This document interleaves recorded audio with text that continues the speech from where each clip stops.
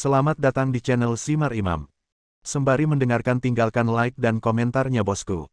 Jangan lupa pasang headset kalian. Siapkan kopi dan camilan. Lupakan pahitnya kehidupan. Mari kita dengarkan sambil rebahan. Bab 186. Lemahkan kesengsaraan surgawi.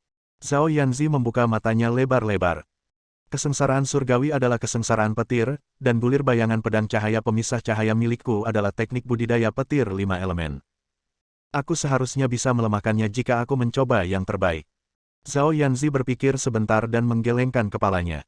Kami tidak tahu kesusahan macam apa yang dihadapinya saat ini. Jika itu adalah Tribulation 5 petir-petir yang paling sederhana, yaitu Wind Cloud Thunder Lightning Fire Tribulation, ia harus bisa lulus dengan kekuatannya. Namun, jika itu kesengsaraan Purple Cloud ke-9 surga atau sesuatu yang lebih kuat, dia mungkin dalam bahaya. Hao Ren berpikir bahwa kesengsaraan surgawi adalah kesengsaraan petir yang sederhana, tetapi sepertinya ada lebih dari itu. Mungkin itu adalah kasus bagi para pembudidaya manusia, tetapi untuk suku naga, kesengsaraan surgawi lebih rumit daripada kesengsaraan petir karena itu juga trik kesengsaraan transformasi. Presiden kelasmu dulu memiliki nilai luar biasa. Zhao Yanzi tiba-tiba mengubah topik pembicaraan. Kedengarannya dia selalu berada di nol.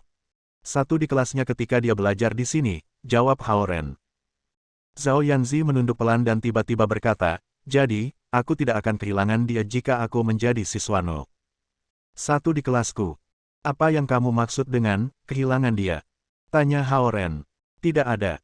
Zhao Yanzi melihat keluar jendela. Ferrari tiba di rumah Zhao Yanzi. Hao Ren memarkir mobil di luar dan masuk bersama Zhao Yanzi. Zhao Hongyu berjalan turun dari loteng dan memanggil mereka untuk makan malam. Dia hanya menunggu mereka kembali untuk memulai makan malam. Itu agak sepi karena Zhao Guang tidak ada di sana. Zhao Hongyu menyebutkan bahwa studionya membutuhkan bantuan dari Hao Ren lagi yang disetujui Hao Ren. Bibi, kesengsaraan surgawi paman ketiga benar-benar masalah besar kali ini, kan? Setelah beberapa obrolan, Hao Ren bertanya. Iya nih. Kami telah mempersiapkan Tribulation Surgawi Zhao Kuo selama lebih dari setengah tahun sekarang. Dia merasakan bahwa itu datang setahun yang lalu, dan Samudra Timur telah melakukan banyak upaya untuk persiapan, kata Zhao Hongyu. Dia berpikir sebentar dan menambahkan, hanya persiapan untuk kesengsaraan surgawi ini telah menghabiskan sekitar sepertiga dari harta dan akumulasi Samudra Timur. Sepertiga dari harta dan akumulasi Samudra Timur. Hao Ren tercengang karena dia tahu klan naga lautan timur memiliki harta yang tak terhitung jumlahnya. Sepertiga adalah jumlah yang sangat besar. Alam naga langit seperti alam formasi jiwa untuk pembudidaya manusia. Mereka semua setara dengan alam abadi bumi. Tidak ada naga surgawi di antara klan naga elemental air selama lebih dari 1000 tahun. Naga langit, Hao Ren mengerutkan kening. Yang paling baru terjadi 600 tahun yang lalu ketika klan elemental naga logam menghabiskan ribuan tahun akumulasi mereka untuk membantu seorang penatua untuk masuk ke alam naga langit. Aku mendengar bahwa cahaya keemasan turun ketika harta yang tak terhitung jumlahnya mengalir dari langit. Hanya karena penatua ini, metal elemental dragon klan jauh lebih kuat daripada klan lainnya. Ditambah lagi, keistimewaan mereka yang lain adalah untuk dapat mencapai surga ke-8, Zhao Hongyu menjelaskan dengan sabar. Zhao Yanzi mendengarkan dengan sangat hati-hati. Dia juga tidak menyadari hal-hal ini. Surga ke-8? Tanya Hao Ren. Para naga dapat terbang, tetapi sesuai aturan, kita tidak bisa melebihi surga ke-7, atau kita akan dihukum. Namun, metal elemental dragon clan memiliki hak istimewa terbang ke surga ke-8.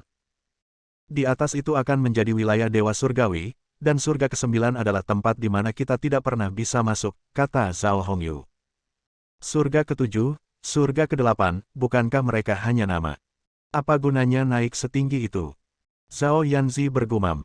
Zhao Hongyu tertawa, kamu pikir itu hanya masalah ketinggian. Ada semua jenis gunung abadi dan awan abadi di surga ke-5 dan seterusnya. Sekte kultivasi tinggal di sana, dan harta di surga ke-8 pasti akan lebih baik daripada yang ada di surga ke-7. Sayang sekali jika kamu tidak bisa mendapatkannya. Zhao Yanzi cemberut pelan. Hao Ren agak heran mendengar tentang gunung abadi, awan, dan pembudidaya manusia di surga ke-5. Klan elemental naga logam bisa mencapai surga ke-8. Tidak heran Qin Shaoyang, yang merupakan naga elemental logam, begitu sombong. Samudra Timur menghabiskan sepertiga dari tabungan mereka untuk membantu Zhao Guang dengan kesengsaraan surgawinya untuk mendapatkan kesempatan seperti ini juga. Tidak ada banyak naga di klan elemental naga logam, sehingga mereka semua bisa mencapai surga ke-8 karena salah satu tetua telah menjadi naga surgawi. Di sisi lain, klan naga elemen air memiliki banyak anggota, jadi tidak semua orang bisa memiliki hak istimewa ini jika Zhao Kuo berhasil naik. Hanya Samudra Timur yang bisa pergi ke surga ke-8. Pada saat itu, Samudra Timur akan dapat dengan cepat pulih dengan semua harta yang sulit ditemukan di dunia fana. Mereka bahkan mungkin mendapatkan banyak kristal mistik. Jika itu terjadi, mereka tidak akan takut sama sekali dengan Samudra Barat. Tetapi kenyataannya adalah bahwa kesengsaraan surgawi sangat berbahaya. Sebagian besar master tingkat kian yang kuat tidak bisa melewatinya. Zhao Kuo sedang berjuang untuk mengejar ranah yang lebih tinggi serta masa depan yang lebih baik untuk Samudra Timur. Apa yang kamu maksud dengan sekte kultivasi abadi? Kenapa kamu tidak pernah memberitahu aku tentang ini sebelumnya, Bu? Zhao Yanzi berkedip. Kamu harus fokus pada studi kamu. Zhao Hongyu mengulurkan tangan untuk menekan jarinya di ujung hidung Zhao Yanzi. Namun, dia terus menjelaskan, sekte kultivasi, yang merupakan kekuatan kultivator manusia yang tersisa setelah perang besar beberapa ratus tahun yang lalu, menggunakan formasi arai yang sangat besar dan memindahkan seluruh sekte mereka ke surga kelima dan naik dari dunia fana. Tentu saja, tidak semua orang menyadari hal ini. Informasi itu kerahasiaan tinggi untuk menghindari konflik dengan suku naga. Hao Ren mengangguk. Penggarap manusia sudah menyerahkan tanah itu kepada suku naga. Jika suku naga mencari lebih banyak masalah dengan mereka, perang serius mungkin pecah. Zhao Hongyu tersenyum lembut pada Hao Ren yang mengerutkan kening. Jangan terlalu memikirkan ini. Tidak banyak yang dapat kamu bantu sehubungan dengan kesengsaraan surgawi. Namun, aku butuh bantuan kamu dengan beberapa masalah perusahaan. Aku akan memberi kamu beberapa buku terkait desain dan arsitektur untuk dibaca saat kamu punya waktu. Oke, Bibi. Hao Ren mengangguk. Zhao Hongyu tidak berpikir bahwa Hao Ren akan membantu kesengsaraan surgawi, tetapi dia masih menghargai perhatiannya pada masa depan Samudra Timur. Dia melihatnya sebagai anggota keluarga, dan Hao Ren mulai melihat dirinya sebagai bagian dari Samudra Timur juga. Ini adalah sesuatu yang sangat dia sukai untuk dilihat. Zhao Yanzi masih muda, tetapi Zhao Hongyu tahu bahwa dia harus menyerahkan putrinya dan membiarkan Hao Ren akhirnya merawat Zhao Yanzi. Dia berharap putrinya bisa memiliki kehidupan yang damai. Zhao Hongyu menatap Zhao Yanzi dengan kasihan dan melihat Hao Ren. Lalu, dia menghela nafas sedikit. Ini bukan urusan Zhao Yanzi karena pekerjaan rumah harian sudah cukup baginya untuk ditangani. Mengenai perkelahian dan perang, dia hanya ingin tahu dan bahkan tidak akan mengingatnya. Tapi pelukan dari Hao Ren hari ini pasti akan menurunkan jumlah surat cinta yang akan dia terima. Dia tersenyum ceria memikirkan hal ini. Lalu, dia tiba-tiba menatap Hao Ren. Bab 187. Setelah makan malam, Hao Ren mulai mengajar Zhao Yanzi. Dia berencana untuk memberi dia gambaran tentang kursus di semester kedua. Dia mulai dengan matematika dan memberinya garis besar untuk setiap bab. Bagaimanapun, matematika kelas 8 agak rumit. Dalam piamannya, Zhao Yanzi mengerutkan bibirnya tetapi mendengarkan dengan penuh perhatian. Hao Ren duduk di kursi kayu di sebelahnya. Bahu-membahu, mereka menyajikan gambar intim jika ada yang melihat mereka dari belakang. Kulit merah muda dan halus dari Zhao Yanzi membuat wajahnya terlihat seperti apel kecil yang baru saja dipetik dari pohon. Hao Ren bahkan bisa merasakan kehangatan bahunya di bawah atasan piyama. Sekarang setelah mereka akrab satu sama lain, Zhao Yanzi tidak lagi khawatir tentang keintiman kecil ini. Ketika Hao Ren mengajari dia sebelumnya, dia selalu menjaga jarak setengah meter dan selalu berhati-hati. Setelah matematika, Hao Ren melanjutkan dengan bahasa Inggris. Meskipun bahasa membutuhkan waktu untuk memahami, Hao Ren mencoba untuk memilih poin-poin utama sehingga dia tidak terbiasa dengan mereka pada tes. Jika dia menguasai struktur kalimat yang berbeda, tes bahasa Inggris di sekolah menengah akan menjadi sepotong kue. Zhao Yanzi cukup pintar, dan satu-satunya masalah di masa lalu adalah keengganannya untuk belajar. Karena dia telah mendengarkan dengan penuh perhatian, ketika Hao Ren menanyai dia di akhir sesi, dia datang dengan jawaban yang tepat segera. Ketukan. Ketukan. Seseorang mengetuk pintu Zhao Yanzi. Bu, masuk. Zhao Yanzi memanggil. Zhao Hongyu masuk sambil tersenyum. Ren, aku memilih beberapa buku pemula untukmu. Kamu dapat membawa mereka dan mempelajarinya saat kamu bebas. Bukankah dia tinggal di sini malam ini? Zhao Yanzi bertanya segera. Apakah kamu ingin Ren tidur di sini? Zhao Hongyu bertanya padanya. Menyadari kesalahannya, Zhao Yanzi mengerutkan bibirnya dan tidak tahu harus berkata apa.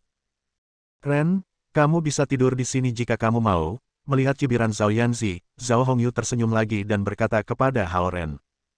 Tidak, terima kasih. Aku lebih baik kembali. Hao Ren berdiri dan berkata. Pergi, pergi.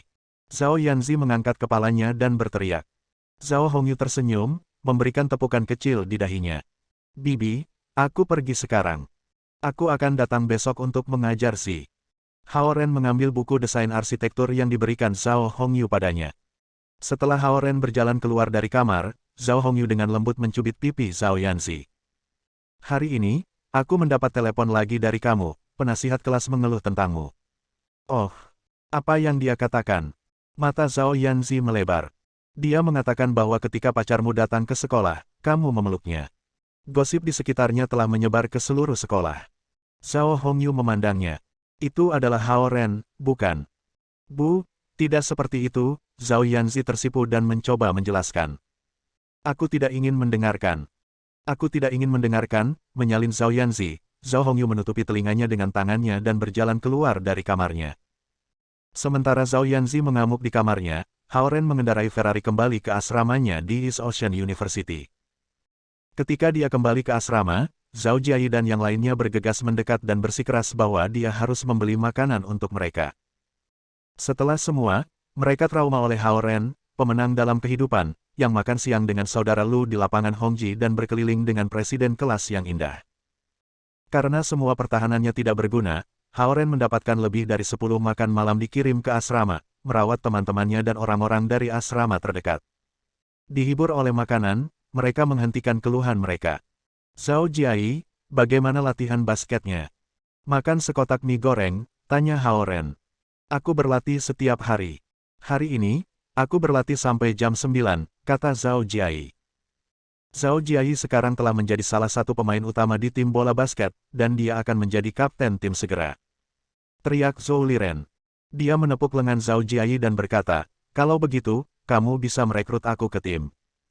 Sekarang, perempuan mengundang kamu untuk makan, tapi aku tidak punya apa-apa. Kamu tidak cukup baik. Zhao Jiayi dengan ringan menamparkan tangannya. Zhao Jiayi luar biasa. Seluruh tim bola basket berada di bawah komandonya, Cao Ronghua menimpali. Apakah itu karena Xie Wanjun pergi ke luar negeri? Tanya Hao Ren. Bagaimana kamu tahu? Tanya Zhao Jiayi ingin tahu. Kemudian, dia sadar. Oh, Xie Yujia pasti sudah memberitahumu itu. Itu bukan masalah besar. Karena dia sibuk baru-baru ini, dia membiarkanku bertindak sebagai kapten sementara. Kapten sementara. Kemungkinan besar, Zhao Jiayi akan menjadi kapten setelah Xie Wanjun pergi ke luar negeri. Ya, Zhao Jiayi adalah sosok besar sekarang. Gadis-gadis berusaha untuk berkencan dengannya, dan beberapa bahkan pergi ke stadion untuk menyaksikannya berlatih. Aku seharusnya bergabung dengan tim bola basket juga. Zhou Liren menyesali penyesalannya. Hao Ren menyeringai dan bertanya kepada Zhao Jiayi, kapan musim tahun ini dimulai? Pertandingan pertama adalah minggu depan. Kami adalah salah satu yang terbaik tahun lalu, jadi kami tidak harus bersaing dengan universitas di East Ocean City dan telah maju langsung ke babak kedua. Kami akan memiliki pertandingan tandang dengan Universitas Sanmu di kota Sinan. Universitas Sanmu mendapat tempat ke-8 tahun lalu, kata Zhao Jiayi. Menurut ketua kelas kami akan memesan bus dan pergi ke pertandingan, mengikuti bus sekolah yang mengambil tim bola basket. Karena hanya berjarak 2 jam perjalanan dari sini, Xie Yujia mengatakan perjalanan itu akan dihitung sebagai kegiatan kelas dan berharap bahwa setiap teman sekelas kita dapat pergi dan mendukung tim. Namun, dia bersikeras membayar bus dari sakunya daripada menggunakan dana kelas, kata Cao Ronghua. Karena Hao Ren belum tinggal di asrama baru-baru ini, dia tidak mengetahui kegiatan kelas. Dia menduga bahwa Xie Yujia membayar untuk perjalanan kelas sehingga lebih banyak orang akan bersedia untuk pergi dan bersorak untuk Zhao Jiayi. Orang-orang senang dengan topik perjalanan kelas. Kota Sinan tidak jauh dari East Ocean City, dan ada beberapa tempat wisata untuk dilihat. Selain itu, program film Universitas Sanmu dikatakan penuh dengan gadis-gadis cantik. Hao Ren tidak bergabung dengan diskusi mereka. Sebagai gantinya, Ia membawa buku-buku desain arsitektur ke tempat tidur atasnya untuk dibaca. Di bawah surga kelima adalah dunia fana, di atas surga kelima adalah dunia para pembudidaya, dan di atas surga kesembilan adalah dunia abadi. Tiba-tiba, Hao Ren ingat apa yang dikatakan Zhao Hongyu kepadanya. Naga bisa bergerak bebas di laut, di darat, dan di bawah surga ke-8. Namun, mereka tidak bisa dengan bebas memasuki wilayah sekte ini. Klan Naga Lautan Timur memiliki sejarah lebih dari 1000 tahun, dan sekte-sekte terkemuka mungkin juga memiliki sejarah selama 1000 tahun. Jika 6 sekte utama tidak menyeret satu sama lain ke dalam perang sengit yang mengakibatkan pembantaian besar-besaran pembudidaya manusia, sekte budidaya dominan itu tidak akan dipaksa untuk naik ke surga kelima dan ke atas, dan suku naga tidak akan bisa mendapatkan kontrol atas tanah. Su Han mengatakan bahwa mengambil risiko besar baginya untuk mendapatkan Metal Water Mystic Crystal. Sekarang memikirkannya, mungkin dia telah berkelana ke surga kelima dan telah mencuri atau mengambilnya dari salah satu sekte yang kuat. Kalau tidak, dia tidak akan pernah menemukan harta yang alami di dunia fana ini. Di sini, bahkan West Ocean Mystic Ice, elemen mistik kristal unsur air tingkat terendah, diperlakukan sebagai harta yang unggul oleh klan naga Lautan Barat. Karena jumlah besar naga dan proses budidaya sederhana mereka, banyak dari mereka telah mencapai tingkat Zen yang setara dengan alam formasi inti dari pembudidaya manusia. Jika perang pecah antara naga dan pembudidaya manusia, suku naga akan menang karena mereka memiliki lebih banyak pembudidaya tingkat menengah, dan itulah sebabnya sekte budidaya utama pergi ke surga kelima. Yah, aku bertanya-tanya seperti apa sekte budidaya ini. Hao Ren tidak bisa menahan diri untuk tidak bertanya-tanya. Dia tertidur, dan pagi itu datang dalam sekejap mata. Seperti biasa, Hao Ren pergi bersama teman sekamarnya untuk sarapan di kafetaria sebelum pergi ke kelas. Perbedaannya adalah bahwa Light Shadow Splitting Sword Shadow Scroll-nya sekarang berada dalam sirkulasi konstan, dan Dragon Core secara otomatis menyerap esensi dari alam.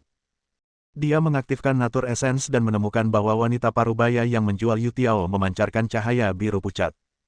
Lelaki yang minum susu kedelai memiliki cahaya biru terang. Gadis berpakaian hitam yang sedang bermain-main dengan gadis-gadis lain di sekitarnya memiliki lampu hijau.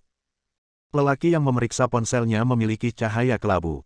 Seorang guru dengan kacamata memiliki lampu merah. Seorang pria parubaya yang mengemudi di kampus memiliki lampu kuning. Dan di kejauhan, pria yang melakukan tai chi di hutan kecil memiliki lampu hijau. Di antara kelompok besar orang yang berkeliaran di sekolah, mereka menonjol meskipun tidak banyak dari mereka. Setelah mencapaikan level, itu pertama kalinya Hao Ren menyadari bahwa naga mengelilinginya. Para master yang dua wilayah lebih tinggi dari Hao Ren dan bisa menyembunyikan aura mereka darinya dan para inspektur yang benar-benar bisa menyembunyikan keberadaan mereka tidak dapat dideteksi oleh Hao Ren. Karena itu, mungkin ada lebih banyak naga di sekitarnya daripada yang dia lihat. Naga-naga itu bergabung ke dunia fana. Jika mereka tidak mengolah teknik suku naga, pembudidaya lain tidak akan bisa memberitahu identitas mereka. Dia memandang Zhou Liren, Zhao Jiai, dan Cao Ronghua dan tidak menemukan lampu pada mereka. Lagi pula, tidak ada banyak pembudidaya naga dibandingkan dengan jumlah makhluk fana. Logam, kayu, air, api, tanah. Putih, hijau, biru, merah, kuning. Dalam perjalanannya ke kelas, Hao Ren tidak melihat satu orang pun dengan cahaya putih yang membuktikan kelangkaan naga unsur logam. Sebagian besar aura yang dirasakan Hao Ren berwarna biru. Ada ribuan naga elemen air yang berasal dari cabang sungai, danau, dan laut. Semakin terang cahayanya, semakin tinggi bidang kultivator itu. Hao Ren menatap dirinya sendiri dan melihat bahwa cahaya pada dirinya sangat redup. Itu berarti bahwa para pembudidaya lain bisa mengatakan bahwa dia hanya ditingkatkan. Tidak heran mereka mengabaikannya.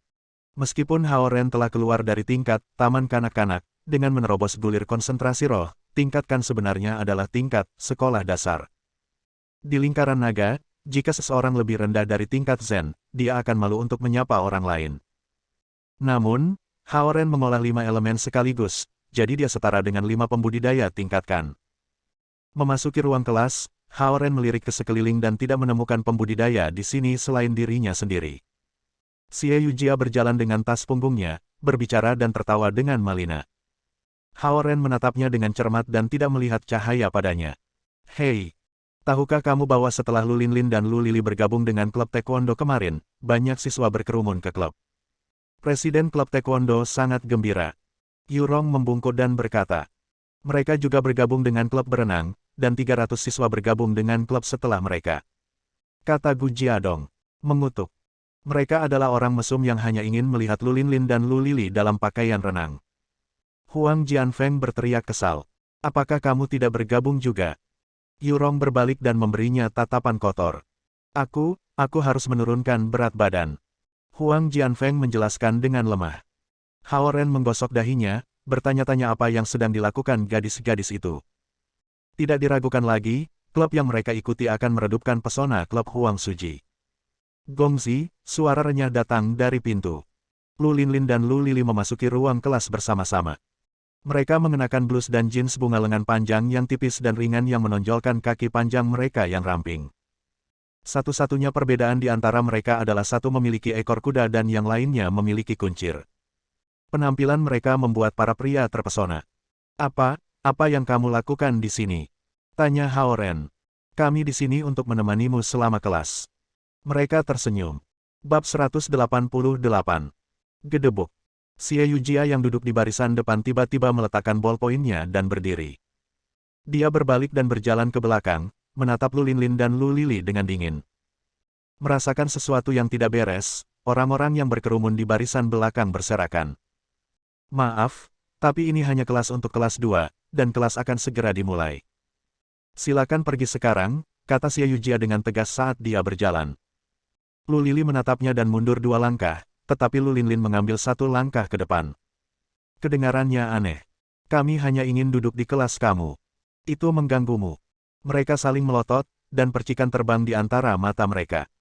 Aku ketua kelas, dan aku memintamu untuk tidak mengganggu urutan kelas kita, kata Xie Yujia dengan tenang, meskipun semua orang bisa melihat bahwa dia marah. Aneh. Apakah sekolah melarang siswa lain duduk di kelas? Lu Linlin tidak mau mundur. Dia terus menatap Xie Yujia. Mereka memiliki ketinggian yang sama, sehingga mereka saling berhadapan dengan ekspresi marah diratakan.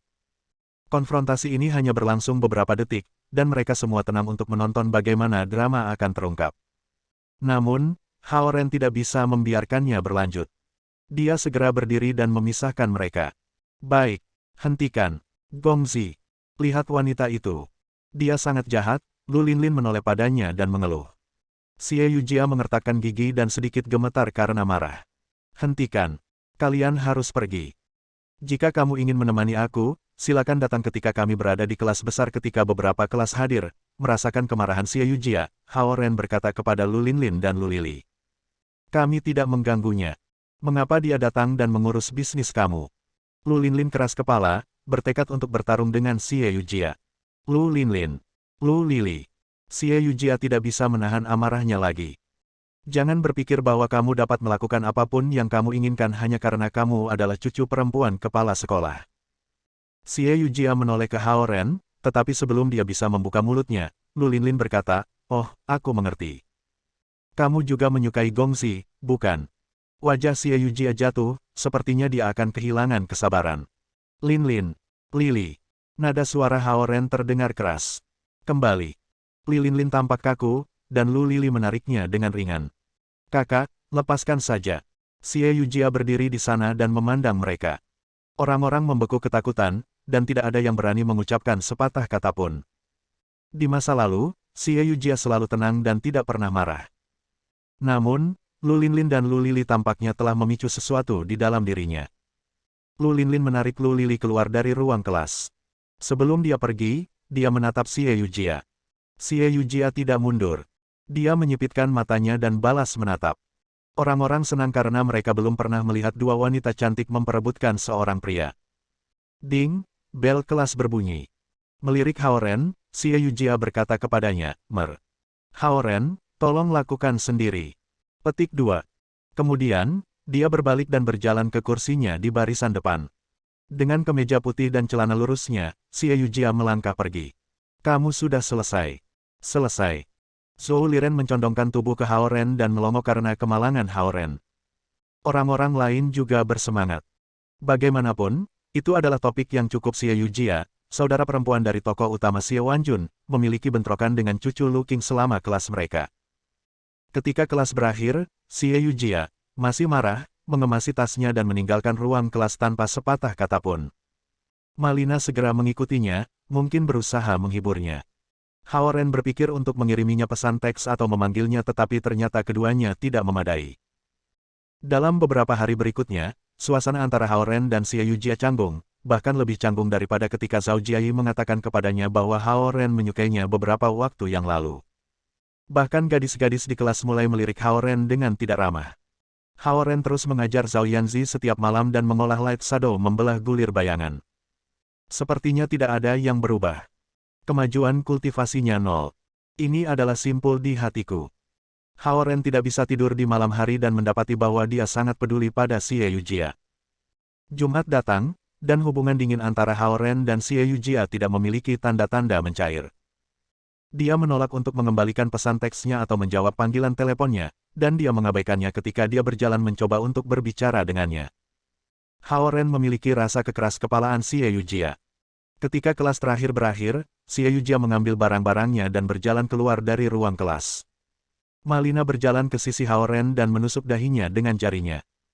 "Kamu orang bodoh." Xie Yujia hampir menangis hari itu. Petik 2. Sangat. Kapan? Hao Ren tercengang. Selama kelas setelah konfrontasi. Mengapa kamu pikir dia diam? Dia berusaha menahan air matanya. Marah pada ingatan itu, Malina memukul lengannya dengan tinjunya. Pukulan itu tidak kuat, tapi hati Hao Ren sakit. Zhou Liren dan yang lainnya semua pergi menonton Zhao Jiayi berlatih bola basket. Setelah Malina pergi, Hao Ren adalah satu-satunya di kelas, mengambil barang-barangnya dengan gerakan lambat. Kampus itu sunyi, kecuali teriakan para siswa yang merayakan akhir minggu sekolah. Hao Ren tidak tahu apakah Xie Yujia akan pulang dan berbicara sepenuh hati dengan nenek tua itu, tetapi dia tidak punya siapa-siapa untuk diajak bicara. Tidak ingin membahas masalah seperti itu dengan Zhao Jiayi dan teman-temannya, ia harus merenungkannya sendiri. Dia akan meninggalkan ruang kelas dengan cemberut ketika dia melihat Su Han berdiri di pintu dengan kemeja berwarna nila. Kesal, Su Han menatapnya dan bertanya. "Masalah hubungan," jawab Hao Ren. "Urusan cinta orang fana tidak menarik bagiku." Su Han menatapnya. "Kamu ikut denganku hari ini. Aku ingin kamu membantu aku." Hao Ren tidak bisa menolak permintaan bantuan Su Han. Dia mengambil tasnya dan berjalan ke pintu. Su Han berbalik dan berjalan keluar bersamanya. Di lantai bawah, Hao Ren menyalakan Ferrari sementara Su Han masuk mobil. Ketika mobil melewati lapangan basket, Huang Suji, yang mengenakan seragam olahraga longgar, sedang minum air di pinggir lapangan. Ketika dia melihat Su Han di kursi penumpang Ferrari Hao Ren, dia tersedak air. Hao Ren melihat Huang Suji juga. Namun, dengan kekuatannya saat ini, dia tidak lagi menganggap Huang Suji sebagai saingannya. Dia sedikit menginjak pedal gas, dan Ferrari itu melesat keluar dari sekolah. Ketika mereka keluar dari sekolah, terpikir oleh Hao Ren bahwa dia belum bertanya pada Su Han kemana mereka pergi. "Ke rumah aku di kota bunga di Jalan Bunga Plum," kata Su Han. Hati Hao Ren terharu, tidak berharap bahwa mereka akan pergi ke rumah Su Han. Kemudian, dia ingat bahwa Lu Qing juga tinggal di kota bunga. Sementara Su Han memberi petunjuk, Hao Ren mengendarai mobil dengan mantap. Orang-orang di mobil terdekat semua memandang ke arah mobil gagah dan Su Han yang cantik di dalamnya. Setelah memasuki kompleks perumahan kelas atas, Su Han mengarahkan Hao Ren untuk memarkir mobil di tempat parkir bawah tanah. Dia membawanya ke lift, yang membuat Hao Ren merasa sangat akrab. Ding! Lift mencapai lantai 8. Hao Ren berjalan keluar dari lift dan melihat apartemen Lu Qing. Di gedung ini, 2 apartemen berbagi satu lantai. Su Han tinggal tepat di seberang Lu Qing. Hao Ren telah menghabiskan beberapa malam di tempat Lu Qing, dan dia tidak pernah membayangkan bahwa Su Han tinggal di sebelah. Penatua Lu Qing benar-benar seorang ahli hubungan masyarakat.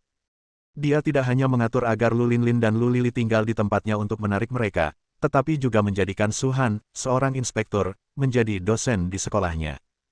Selain itu, dia mendapatkan tempat di sebelahnya.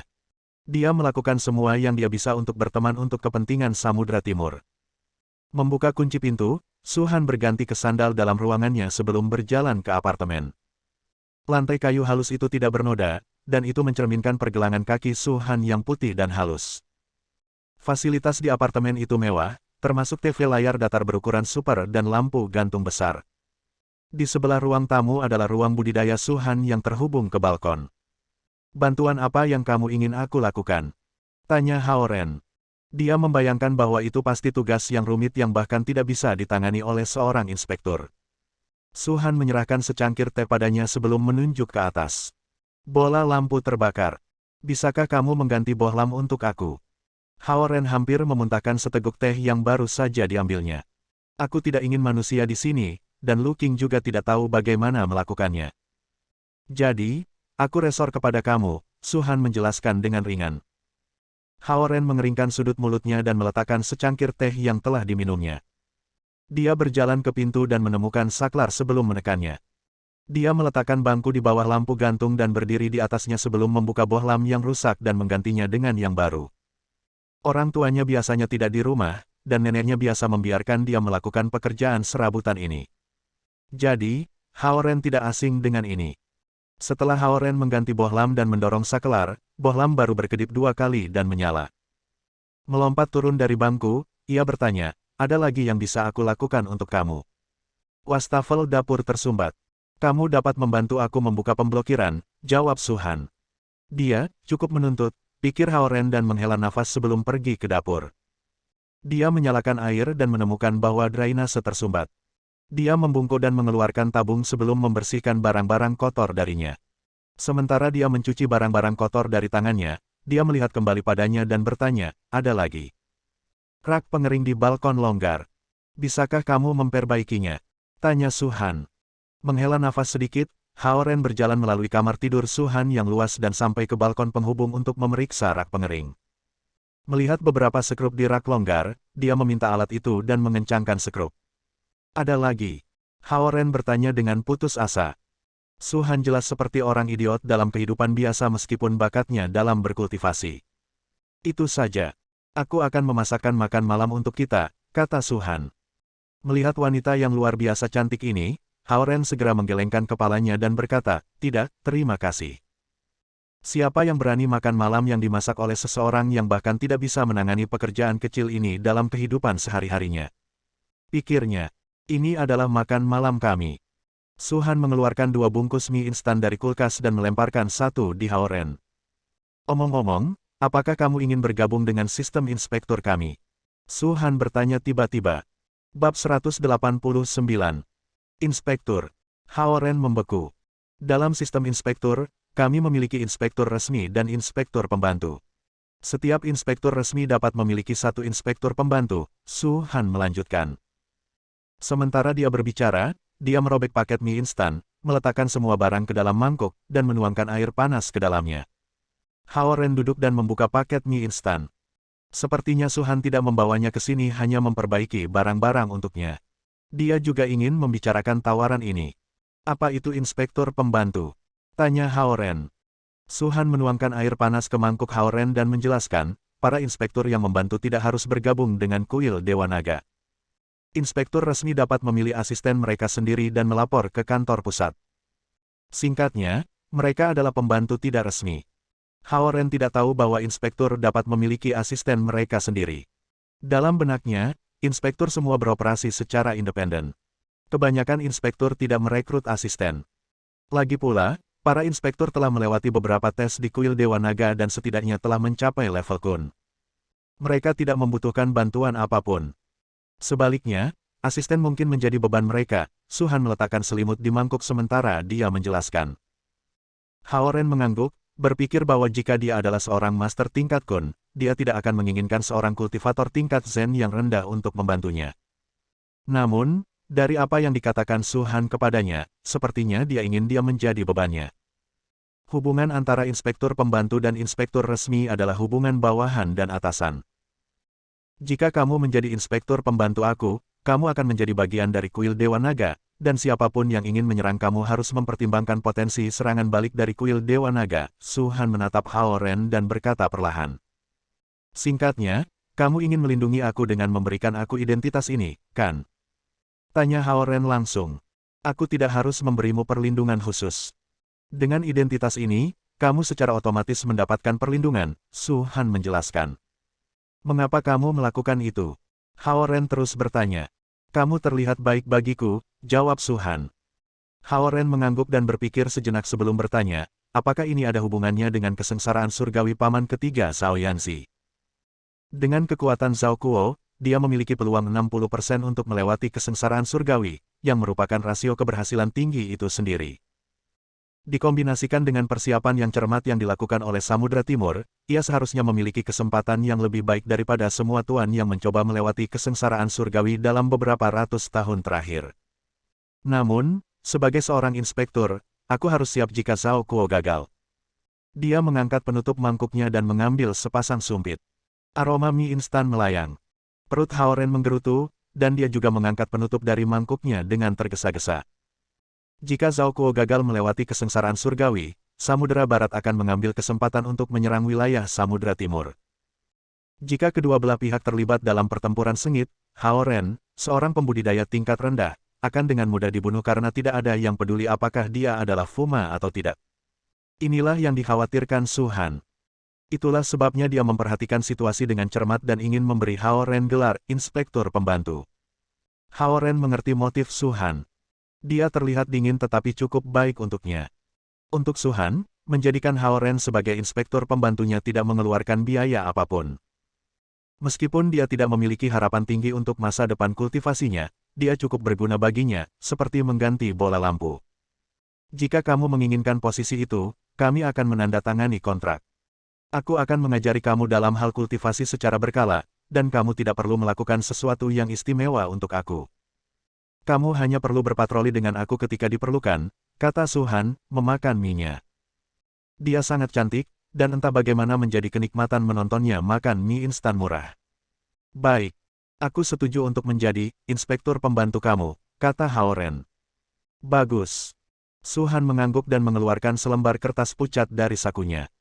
Dia menggumamkan beberapa kata, dan kertas itu berubah menjadi seberkas cahaya putih, menembus jendela. Aku baru saja mengeluarkan jimat transmisi suara ke kantor pusat. Su Han menoleh dan menatap Hao Ren. Mulai sekarang, kamu adalah inspektur pembantu aku. Oke.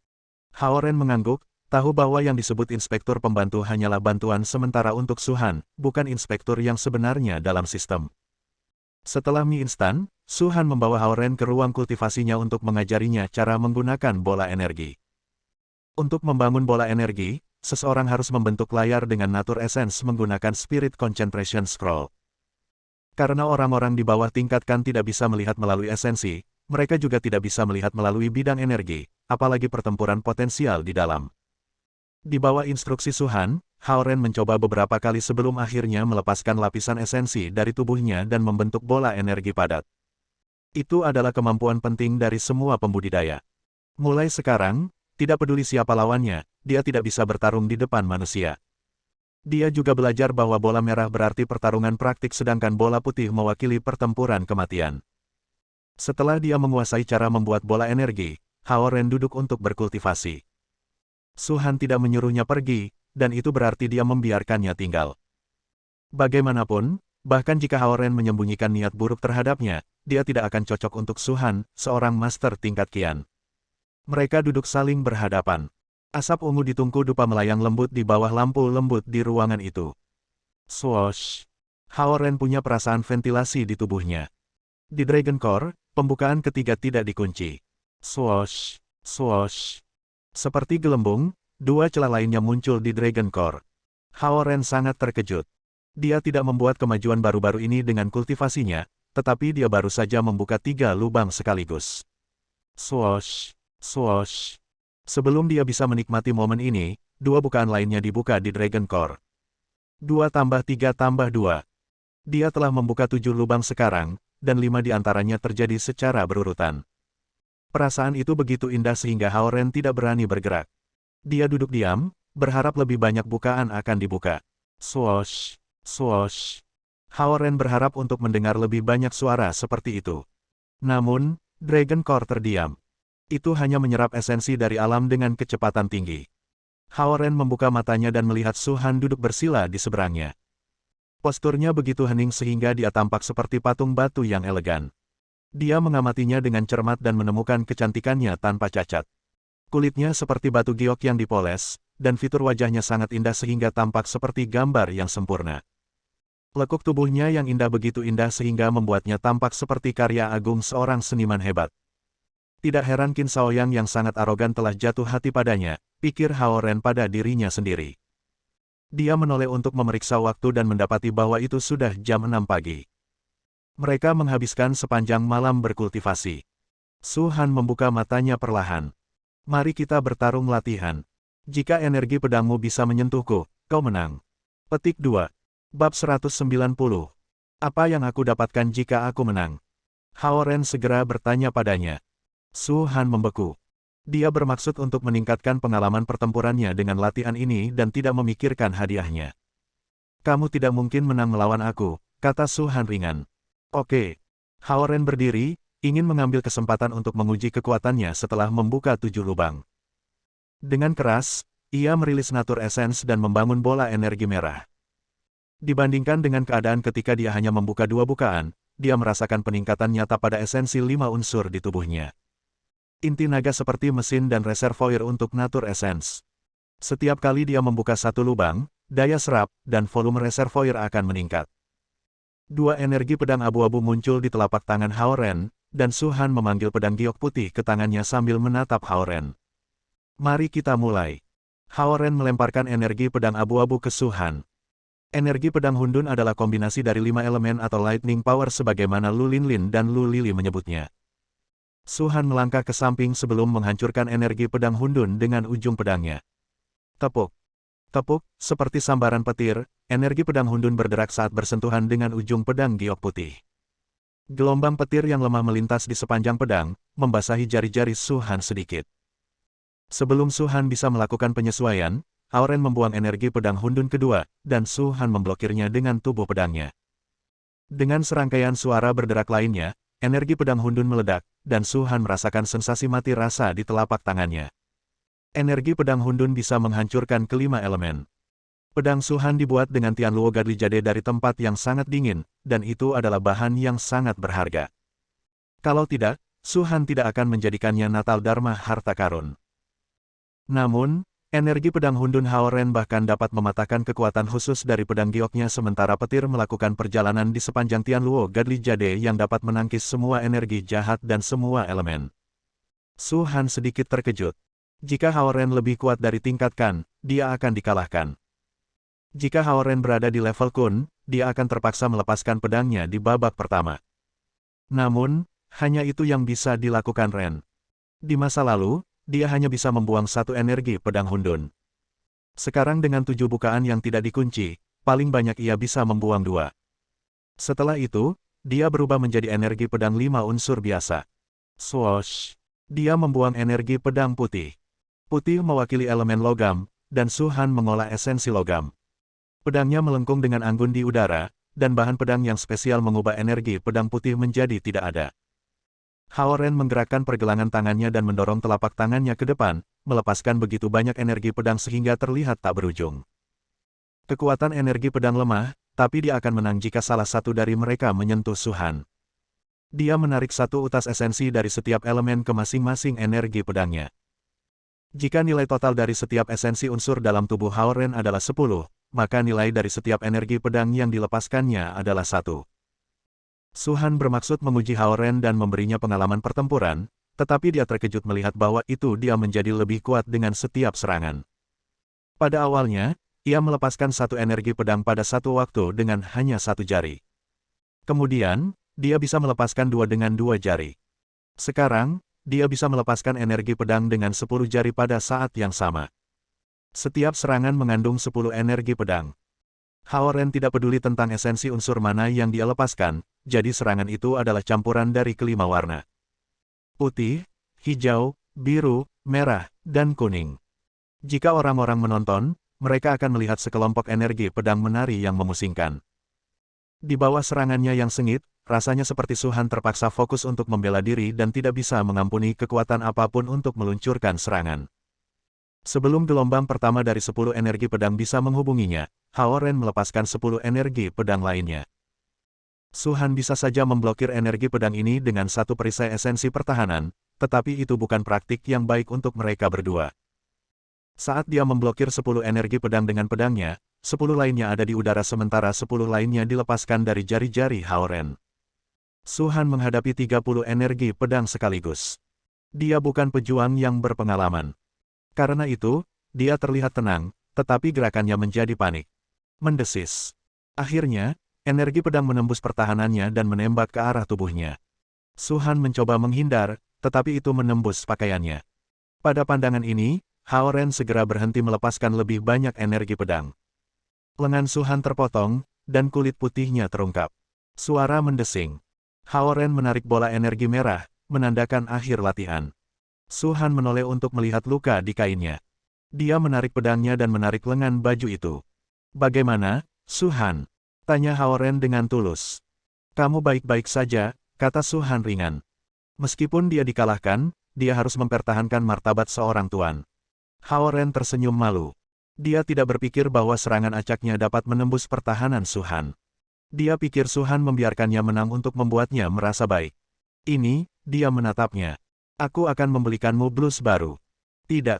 Su Han berkata dengan dingin sebelum berjalan menuju kamarnya. Mengetahui bahwa dia pergi ke kamarnya untuk berganti pakaian, Hao Ren berdiri di sana dan berpikir sejenak. Karena sudah jam 7 pagi, dia pergi ke dapur dan mengeluarkan panci dan telur. Dia mulai memasak. Ketika Su Han berjalan keluar dari kamarnya dengan gaun hijau cerah, dia mencium aroma sarapan. Dia menemukan Hao Ren di dapur. Di samping panci bubur sederhana ada piring dengan 4 telur goreng di atasnya. "Aku membuat sarapan sederhana." Hao Ren menuangkan bubur ke dalam 2 mangkuk dan membawa mereka dan sepiring telur goreng ke meja makan. Su Han selalu tenang, tapi dia sedikit panik sekarang. Ini adalah pertama kalinya seseorang memasak sarapannya. Biasanya, dia akan berkultivasi kecuali dia lapar. Kemudian, dia akan makan mie instan. Hao Ren tidak menyadari perasaannya yang rumit. Dia hanya perlu sarapan di pagi hari, dan cara paling efisien untuk melakukannya adalah memasak. Tidak memperhatikan emosi di mata Su Han, dia mengambil 2 telur goreng ke dalam mangkuk buburnya dan mulai makan. Su Han duduk. Dia mengambil sepasang sumpit dan mulai makan juga. Telur goreng itu tidak mewah, tapi mereka lebih baik dari mie instan. Dia menatap Hao Ren dan berpikir tentang pertempuran latihan, dia hanya ditingkatkan, tapi dia sekarang bisa menembakkan 30 energi pedang secara terus-menerus. Jika dia terus meningkatkan kekuatannya dengan kultivasi, dia akan dapat mengendalikan 30 energi pedang ini dan memindahkannya alih-alih menembaknya secara acak. Mungkinkah aku meremehkan kekuatan gulir bayangan pedang bayangan cahaya? Setelah makan sarapan sederhana, Hao Ren mengambil mangkuknya yang kosong dan berdiri.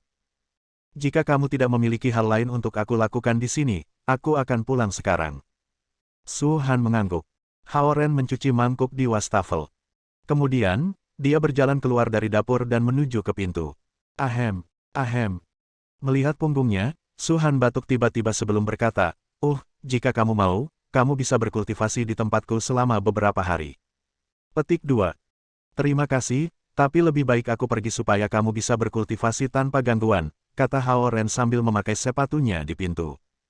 Dengan telur goreng disumpitnya, Su Han menatapnya. Hao Ren melambaikan tangannya ke pintu dan menutupnya di belakangnya setelah berjalan keluar. Apartemen besar itu sunyi dengan Su Han di dalamnya sendirian. Makan sarapan yang masih hangat, Su Han tenggelam dalam pikirannya, dan bulu matanya yang panjang berkibar. Dalam pertempuran latihan, dia ingin mengajarinya. Namun, serangan pedang terstruktur Hao Ren menginspirasi dia. Karena teknik pedangnya sendiri membutuhkan pemolesan, Hao Ren akan menjadi mitra yang baik dalam pelatihan. Selain itu, orang ini bisa memasak sarapan yang enak. Hao Ren tiba di tempat parkir bawah tanah dan mengusir Ferrari keluar dari Flower City Complex. Ketika dia keluar dari apartemen Su Han, dia bermain-main dengan pikiran untuk mengunjungi rumah Lu Qing. Setelah dipikir-pikir, dia memutuskan untuk tidak melakukannya.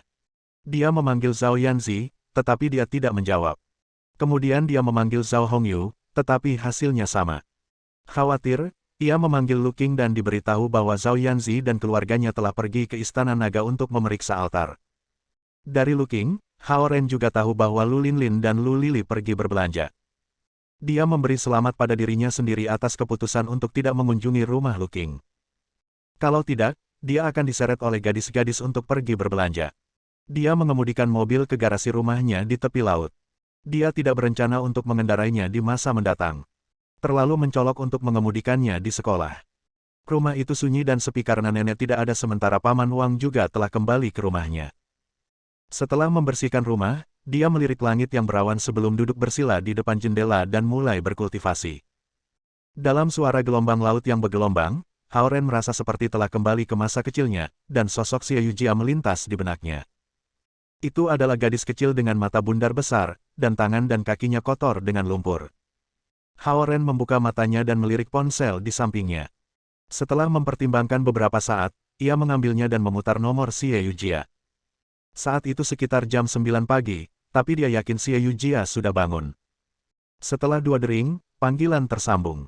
Apakah itu Ren? Yujia keluar untuk belanjaan. Ada apa? Sebuah suara berat terdengar di telepon. Setelah beberapa saat terkejut, Hao Ren segera menyadari bahwa itu adalah Xie Wanjun. Jelas, Xie Yujia tidak membawa telepon. Yah, tidak ada yang istimewa. Aku hanya ingin berbicara dengannya, kata Hao Ren. Mengapa berbicara melalui telepon? Bawa dia berkencan. Xie Wanjun memarahinya di telepon. Oke. Ketika dia kembali, katakan padanya aku menelepon, kata Hao Ren dengan suara rendah dan mengakhiri panggilan. Dia menutup matanya lagi dan mencoba untuk terus berkultivasi, tetapi dia tidak bisa berkonsentrasi. Pikirannya terus memanggil gambar Xie Yujia ketika dia masih kecil. Dia berhenti berkultivasi dan memandangi lautan di luar jendela, terbenam dalam ingatan masa kecilnya. Dia tidak memiliki ingatan yang jelas tentang Little Wortel, tetapi citra dirinya terkubur dalam-dalam di alam bawah sadarnya. Pada saat itu, dia tidak mengerti apa itu cinta atau kasih sayang. Dia hanya merasa gadis itu menyebalkan, mengikutinya kemana-mana. Tapi ketika dia pergi, dia sudah lama merindukannya. Bas, ponselnya bergetar. Melihat nama Xie Yujia di layar, dia langsung menjawabnya. Hao Ren, kamu memanggilku. Apa yang ingin kamu bicarakan dengan aku? Suara jelas Xie Yujia datang kepadanya melalui telepon. Oh, tidak ada yang istimewa. Apakah kamu pergi belanjaan? Ya. Saudaraku ingin makan filet ikan cabai dan ayam goreng dengan tauge. Aku hanya keluar untuk membeli bahan, dan aku akan menyiapkan makan siang untuknya, kata Xie Yujia. Xie Yujia tidak terdengar dingin.